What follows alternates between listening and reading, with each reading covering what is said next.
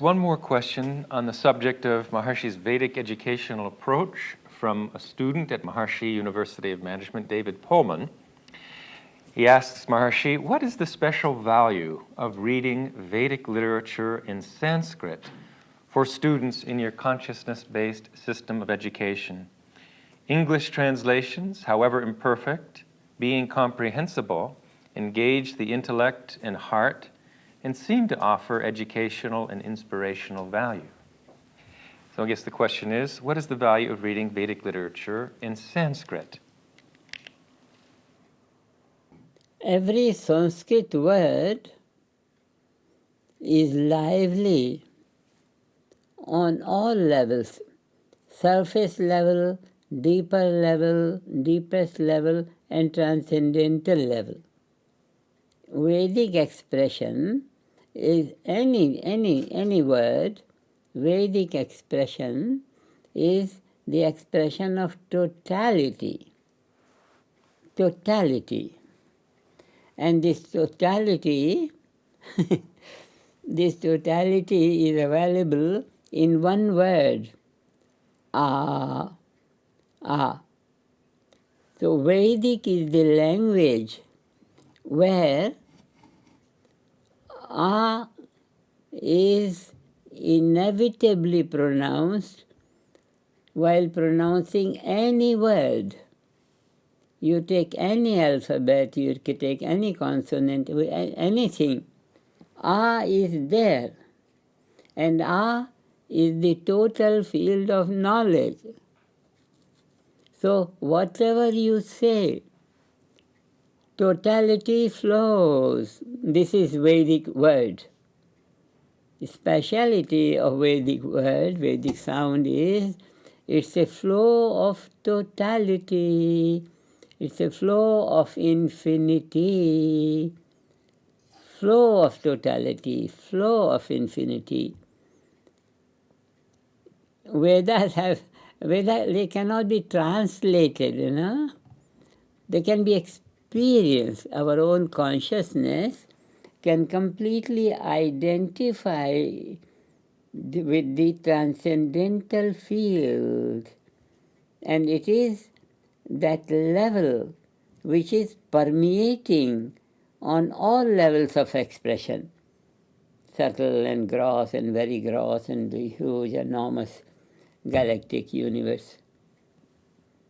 So it is the expression of the Vedic sound is the expression of holistic value of knowledge.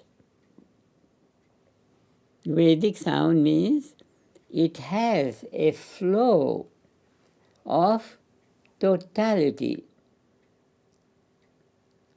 When you say ak, me, le, any me, le, this, it's all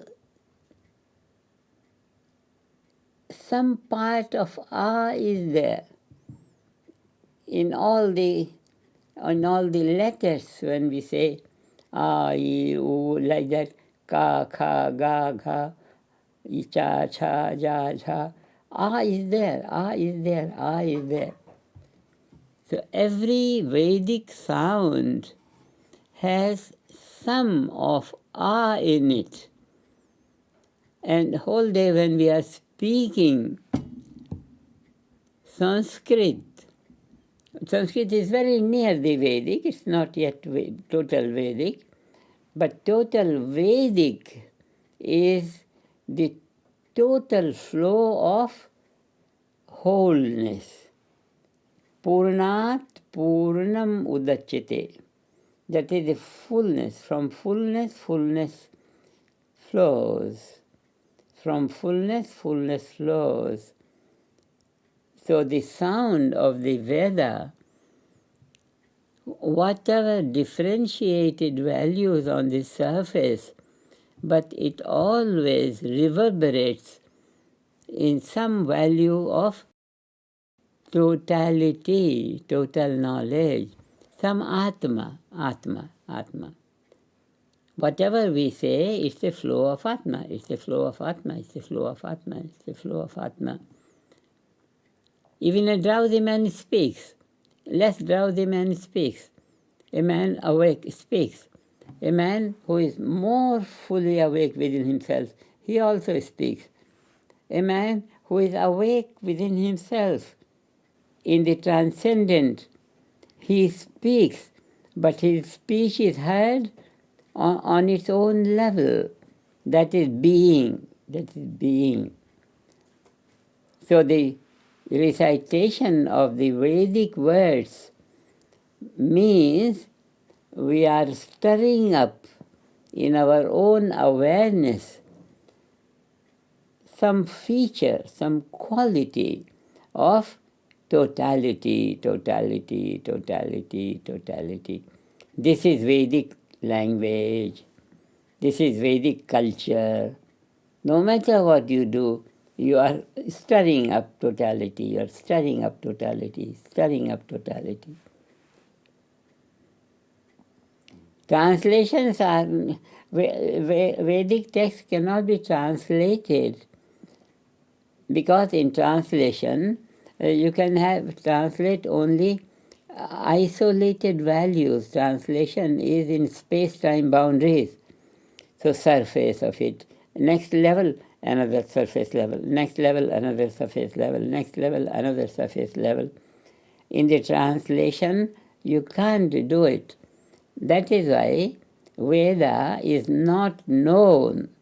Veda is not known through reading the books. This is the difference. Veda is known by being totality. And this is fully awake Atma, fully awake consciousness. Regular practice of transcendental meditation makes that level more and more acquainted to our awareness. And then someday totality of it becomes lively in our awareness. Then our awareness, our consciousness is the consciousness of totality. Then Aham Brahm, I am totality, I am totality, I am totality.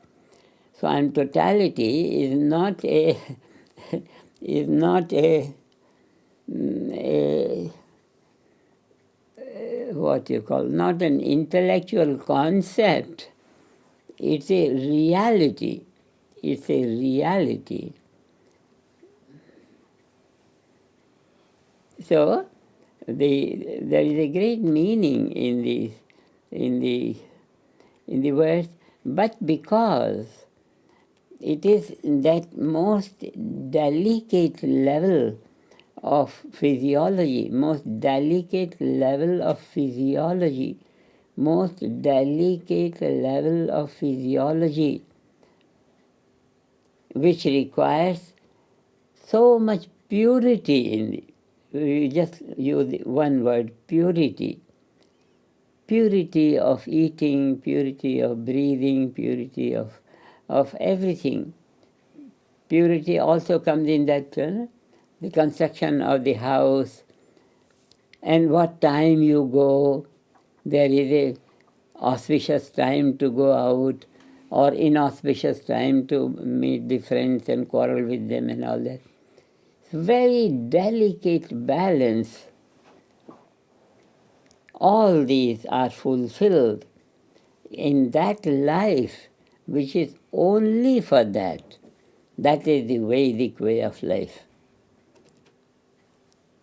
In India also, Vedic way of life has been a lot damaged due to the foreign rule for so long. And now, whatever Vedas are being taught, they are taught from the translation. The translation does not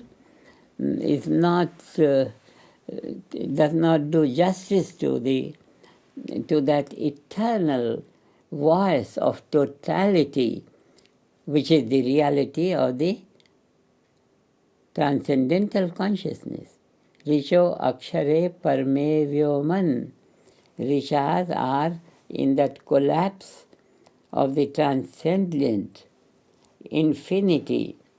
Where is the collapse in the nature of infinity? Infinity is made of points. So infinity and point, relationship of infinity with its own point is a collapse. In this collapse, that means within the framework of the unmanifest totality is the structure of the Veda.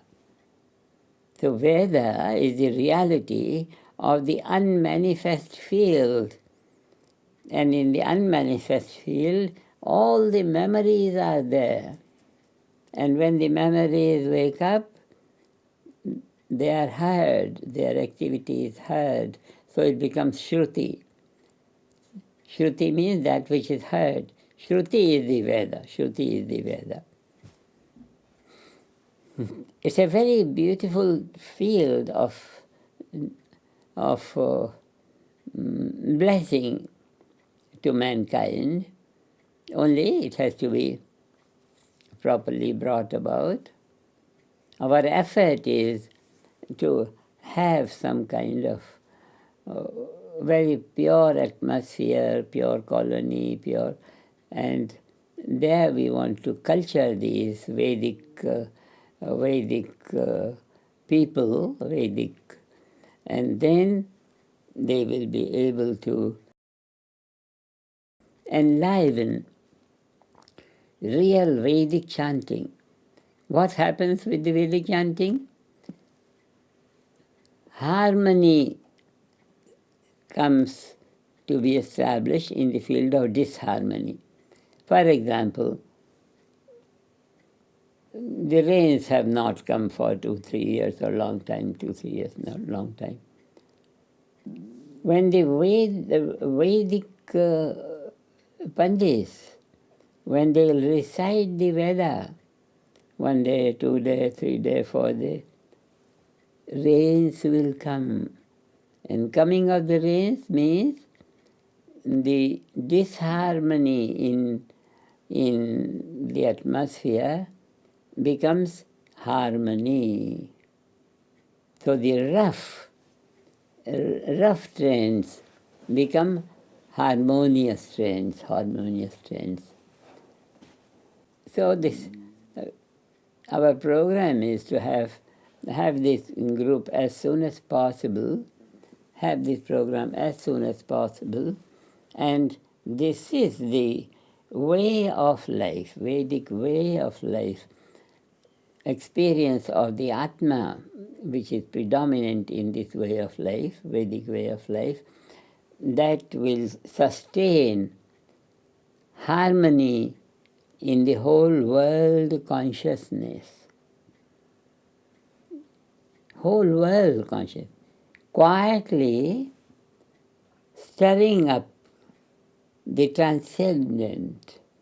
And transcendental reality is that which is present everywhere, omniscient, omnipotent, everything is influenced by that, just like the sap in a tree. There are leaves, there are branches, fruits, flowers, so many variety in the tree, but all pervaded by sap, by the juice. So this reality, this is the field of Atma, this is the field of consciousness, this is the field that has been mathematically worked out to be the ultimate reality, unified field through different sciences. But in itself, it is the science and technology and the scientist himself. Everything is that one reality. From where? From one, three come out, and from three, and the whole symmetrical evolution of life. So we can train the people, individuals, to that supreme awakening where totality is a living reality? It's a beautiful question, huh? Purity, purity, purity, purity.